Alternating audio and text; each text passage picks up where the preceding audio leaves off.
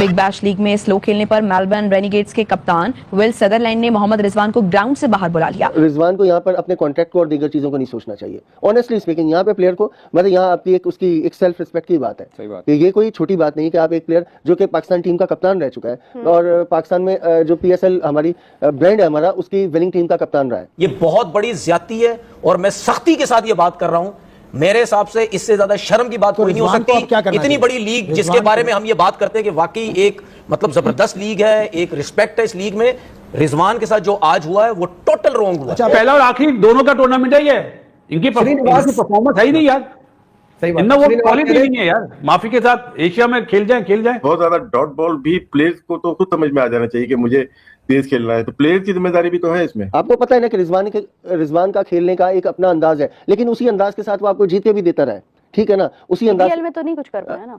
बाबर क्या कर रहा है? ये कह रहे थे भाई रिजू सैमुअल तो भाई T20 का प्लेयर है, बुरा टाइम चल रहा है, मेरे केले का बुरा टाइम चल रहा है। मुझे बताओ तुम लोग, आज जब भाई बेइज्जती हो गई है BBL में, अब इनको अकल आएगी कि भाई ये T20 का प्लेयर नहीं है। हमारी जो परफॉर्मेंस है बिग बैश में वो तो बहुत शर्मिंदा करा रही है यार। एम्बैरेसमेंट नहीं है तो भाई ये मेरे क्या है, ये एम्बैरेसमेंट ही है और ये आपके सामने आपको नजर आ रही है। बड़े अफसोस के साथ कहना पड़ रहा है, लेकिन इससे हमारे पूरे पाकिस्तान की बेइज्जती हो रही है। और मैं आपको जन्म बात बताऊं, PCB ने बिल्कुल सही किया रिजवान को टीम से निकाला हुआ है। रिजवान भाई यार, आप BBL में क्या करने गए थे? आप खुद तो जलील हुए हैं, वो पीछे आपके पाकिस्तान लगा होता है, हम मुफ्त में रगड़े गए हैं। बाबर और रिजवान का दोनों को का पता है कि वो इतना तेज नहीं खेलते, स्ट्राइक रेट उनका वैसा नहीं है। ठीक है, सब कॉन्टिनेंट में शायद 130 का हो जाए, लेकिन ऑस्ट्रेलिया जैसी कंट्री में मुश्किल हो जाता है। कोई भी ओवरसीज प्लेयर जब भी किसी लीग में खेलता है ना, जाके वो इस किस्म की फजूल चीजें एक्सपेक्ट नहीं करता कि उसके साथ होंगी। तो उनकी मेहरबानी के वो बाबर को बाहर नहीं बुलाते तो हमें और शर्मिंदगी हो जाती कि अगर बाबर को किसी मैच में बुला लेते बाहर, क्योंकि इतने बड़े बड़े नाम है दुनिया के ये,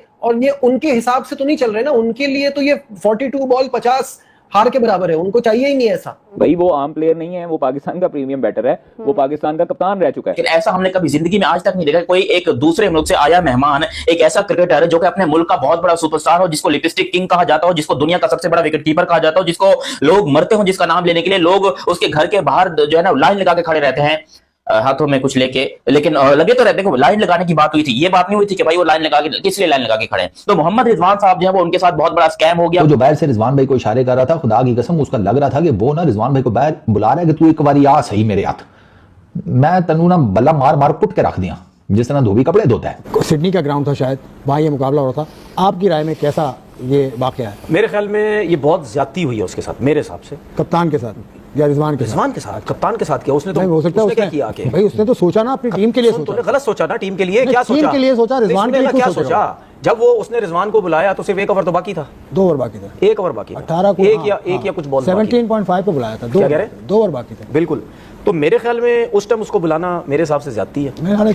ठीक है, दूसरी बात आप ये देखें, आप एक ओवरसीज को बुला रहे हैं जिसकी पाकिस्तान से बड़ी परफॉर्मेंसेज हैं, ठीक है, और कोई भी ओवरसीज प्लेयर जब भी किसी लीग में खेलता है ना, जाके वो इस किस्म की फजूल चीजें एक्सपेक्ट नहीं करता कि उसके साथ होंगी। ठीक है, आपको थोड़ा सा सोचना चाहिए। और मैंने वो आज का मैच देखा, आपका कप्तान जो रिजवान साहब का कप्तान, उसको इस तरह बुला रहा है जैसे पता नहीं है कि वो लोकल प्लेयर था। वो लोकल प्लेयर नहीं है भाई, वो ओवरसीज प्लेयर है, आपने उसको लिया। अगर आप फॉर्म की बात करते हैं, फॉर्म आना जाना चीज है भाई। फॉर्म अगर नहीं है तो आपका अगर ये एटीट्यूड है वो बहुत गलत है। एक मिसाल इसी टूर्नामेंट में मैं एक मिसाल दे देता हूं। डेविड वार्नर ने मैच हरवाया अपनी टीम को, 65 बॉलों पे, कोई 55-57 बॉलों पे वो 60-65 रन किए उसने। आखिरी ओवर में 13 रन चाहिए थे, वो 3-4 बॉलें बीट कर गया, मैच हरवा दिया। और वो कमेंट्री में बैठ के लड़कों के खिलाफ किस तरह बातें कर रहा होता है, और मैं सुन भी रहा हूं आजकल। ठीक है ना, आपने क्या किया बिग बैश में, अपनी टीम को मैच हरवा दिया, और आप टेस्ट मैचेस के अंदर बैठ के और लीग के मैचेस में बैठ के आप प्लेयरों के लिए क्या कैसे कैसे बातें करते हैं, वो हम सबको नजर आता है। वो तो कप्तान था, तुमसे तो शॉटें नहीं लग रही, तो कोच का काम नहीं था, कप्तान का काम नहीं था कि भाई चले जी रूल है इस टीम का, चलो तुम बाहर आओ। क्यों वहां पे उसकी ईगो हो जाती, मैं ऑस्ट्रेलिया का बड़ा प्लेयर हूं जी, मैं कप्तान हूं, मैं बाहर नहीं जा रहा। ये बहुत बड़ी ज्यादती है और मैं सख्ती के साथ ये बात कर रहा हूं। मेरे हिसाब से इससे ज्यादा शर्म की बात कोई नहीं हो सकती। इतनी बड़ी लीग जिसके बारे में हम ये बात करते हैं कि वाकई एक मतलब जबरदस्त लीग है, एक रिस्पेक्ट है इस लीग में, रिजवान के साथ जो आज हुआ है वो टोटल रॉन्ग हुआ। अच्छा, बहुत गलत हुआ। क्या कहना, वो स्टैंड ले लेते हैं रिजवान, आपको पता है किस कोई भी मामला हो स्टैंड लेते हैं वो, सरोगेट मार्केटिंग। सुन ले मेरी बात, यहाँ उनकी इज्जत पे बकौल आपके, उनकी बेइज्जती हुई है बकौल आपके, तो उनको क्या करना चाहिए? रिजवान को यहाँ पर अपने कॉन्ट्रैक्ट को और दीगर चीजों को नहीं सोचना चाहिए। ऑनेस्टली स्पीकिंग यहाँ पे प्लेयर को मतलब यहाँ आपकी उसकी एक सेल्फ रिस्पेक्ट की बात है। सही बात। ये कोई छोटी बात नहीं कि आप एक प्लेयर जो कि पाकिस्तान टीम का कप्तान रह चुका है और पाकिस्तान में जो PSL हमारी ब्रांड है हमारा, उसकी विनिंग टीम का कप्तान रहा है। ठीक है ना। लेकिन मानी साहब आप छोड़ के लोग आ जाना चाहिए देखिए, मेरे हिसाब से तो उसको बिल्कुल कंटिन्यू बिल्कुल छोड़ के आ जाना चाहिए, बिल्कुल छोड़ के आ जाना चाहिए। लेकिन बात ये है कि मतलब क्यों इस तरह से खेलना ही क्यों? और अगर मालूम था कि हम ऑस्ट्रेलिया में जाके उस तरह से नहीं परफॉर्म कर पाएंगे तो फिर इसको अप्रूव करने की ही क्या जरूरत थी?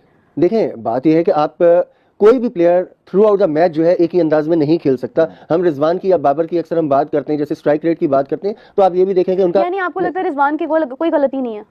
देखें, गलती एक अलग चीज है, उसको आप ये कर सकते हैं, अगले मैच में आप उसको बिठा दें, ठीक है ना। आप अगले मैच में बिठा दें, आप चांस नहीं दें। आपने एक प्लेयर को पिक किया है, आपके सामने उसका ट्रैक रिकॉर्ड है, आपके सामने उसका अंदाज, आपको पता है ना कि रिजवान का खेलने का एक अपना अंदाज है, लेकिन उसी अंदाज के साथ वो आपको जीत के भी देता रहा है, ठीक है ना। उसी अंदाज में तो नहीं कुछ कर पाया ना।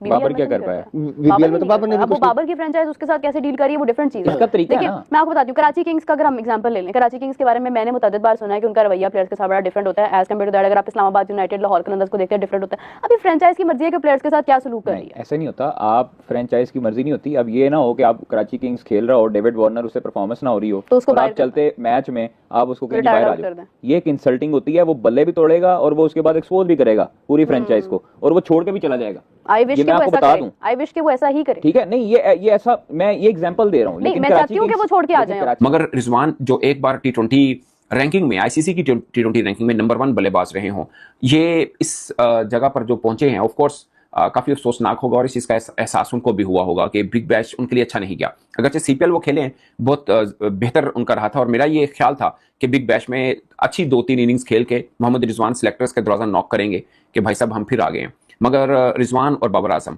दोनों की कारकर्दगी कुछ खास बेहतर नहीं रही है। मिसाल के तौर पर मोहम्मद रिजवान और बाबर आजम का देखा जाए, दोनों के 8-8 मैचेस हो चुके हैं। रिजवान के 8 मैचेस में 167 रन हैं, 20 की एवरेज है, 101 का स्ट्राइक रेट है। बाबर आजम के 8 मैचेस में 154 के रन हैं टोटल, और एवरेज 25 की, स्ट्राइक रेट 104 का। सेम है, बस बाबर आजम एक मैच में नॉन आउट गए थे तो उनकी एवरेज थोड़ी बेहतर आ गई, अदरवाइज दोनों के सेम रन हैं, सेम स्ट्राइक रेट है, एवरीथिंग इज सेम। सो लोग यहाँ पे भी ये भी बात कर रहे हैं कि बिग बैश के अंदर अब दोबारा कभी शायद पाकिस्तानी बल्लेबाजों को तो वो नहीं लेंगे, क्योंकि बॉलिंग आप कह सकते हैं हारिस रऊफ जो थे आज नंबर 2 के ऊपर खड़े हैं नहीं विकेट्स पॉइंट ऑफ व्यू से। कल उनका फिर मैच अगर 2-4 विकेट्स ले लेते हैं फिर नंबर 1 के ऊपर आ जाएंगे, बट वो नंबर 1 नंबर 2 के ऊपर हैं, एक मैन ऑफ द मैच भी हुए। शाहीन शाह अफरीदी बिग बैश खेले थे, उनकी कारकर्दगी भी बहुत ज्यादा बेहतर नहीं थी। हसन अली खेल रहे हैं, वो भी कुछ शानदार कारकर्दगी नहीं दिखा रहे।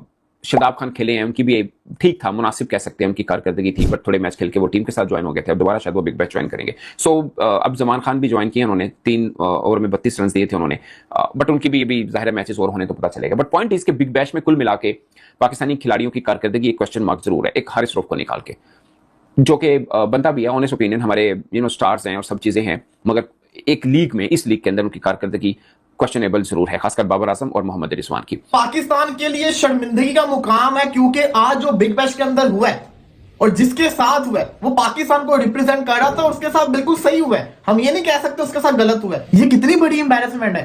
अब ये सही क्यों है मैं आपको बताता हूं। हालांकि टिम साइफर्ट भी स्लो खेल रहा था, लेकिन टिम साइफर्ट को क्यों नहीं उन्होंने बोलते कुछ, क्यों? क्योंकि टिम साइफर्ट ने बिग बैश के पहले मैच के अंदर शानदार सेंचुरी मारी थी। वो तेज भी खेलता है, कभी कभी स्लो खेलता है। मोहम्मद रिजवान कंटिन्यूसली स्लो खेल रहा है, खाली रिजवान नहीं, बाबर भी। वो दिन दूर नहीं है कि बाबर आजम को भी वो रिटायर आउट करवा देंगे। आपको मैं एक प्रूफ देता हूं, अभी चले जरा आपके साथ लाइव वीडियो शेयर करता हूं। गूगल के ऊपर जेमिनी खोलें, जेमिनी पे सर्च करें बिग बैश का सबसे स्लो स्ट्राइक रेट किसका चल रहा है। नंबर 1 के ऊपर आएगा मोहम्मद रिजवान, साथ एक चीज भी लिखी हुई आएगी कि रिटायर आउट करवा दिया गया बिकॉज ये स्लो खेल रहा था। इसके बाद दूसरे नंबर पे मोजेस हेनरी, सिडनी सिक्सर का कप्तान, उसका नाम है तीसरे। तो दोस्तों ये रही आज की वीडियो, और जैसा कि आज की वीडियो में आप लोगों ने देखा कि किस तरीके से पाकिस्तान के जो टॉप बल्लेबाज हैं, जिन्हें पाकिस्तानी किसी को किंग और किसी को मौलवी बोलते हैं, उसके बाद भी ये जहां भी जाते हैं ये अपनी थू और बेइज्जती करा कर ही आते हैं। जी हाँ दोस्तों, मामला है ये दोस्तों ऑस्ट्रेलिया का। जैसा कि आज की वीडियो में आप लोगों ने देखा कि किस तरीके से मौलवी रिजवान को बीच मैच से ही रिटायर हट आउट कराकर वापस बुला लिया कि इनकी खराब प्रदर्शन की वजह से। जिस तरीके की अभी मैं पाकिस्तान के 2 टॉप खिलाड़ियों की बात कर रहा हूं जो ये पाकिस्तानी जिन्हें समझते हैं, एक इनके बाबर हैं और दूसरे हैं मोहम्मद रिजवान। ये दोनों बिग बैश लीग खेल रहे हैं, जहां बाबर को उनके स्ट्राइक रेट की वजह से ट्रोल किया जा रहा है, नेट रन रेट की वजह से ट्रोल किया जा रहा है कि किस तरीके से ये धीमी बल्लेबाजी करते हैं। बिग बैश जैसे बड़े टूर्नामेंट में जहां वहां बड़े बड़े T20 के प्लेयर आते हैं, वहां इन बाबर आजम को सिलेक्ट करके वहां इस तरीके से खिलाया जा रहा है और इनकी बैटिंग परफॉर्मेंस टेस्ट से भी गई गुजरी है। तो ये स्थिति इन पाकिस्तानी प्लेयर्स की है बिग बैश लीग के अंदर। वहीं मोहम्मद रिजवान की खराब बैटिंग को देखते हुए उनकी टीम के कप्तान ने उन्हें बीच मैच में ही रिटायर आउट करा कर वापस बुला लिया। भैया तुम्हारे बस का नहीं है, तुम वापस आ जाओ, दूसरे को उतरने दो। तो ये स्थिति है इन पाकिस्तानी प्लेयर्स के बिग बैश के अंदर और इनकी यही औकात है। और ये बात करते हैं बड़े बड़े टूर्नामेंट खेलने की, अपने इनके यहाँ हो रहे PSL को IPL से बेहतर बनाने की, और भी दोस्तों ये कई सारी बड़ी बड़ी बातें करते हैं जिनका कोई आधार नहीं होता है। तो चलिए दोस्तों, आज की वीडियो को ज़्यादा लंबा ना करते हुए वीडियो ही करते हैं ख़त्म और मिलते हैं दोस्तों ऐसे एक और नए वीडियो में। बाकी आज की दोस्तों वीडियो आपको कैसी लगी, आप लोग अपनी राय हमारे साथ कमेंट बॉक्स में ज़रूर साझा करें। जाते जाते दोस्तों वीडियो को लाइक करें, साथ ही साथ अपना ढेर सारा ख्याल रखें। नमस्कार। मज़ा आया।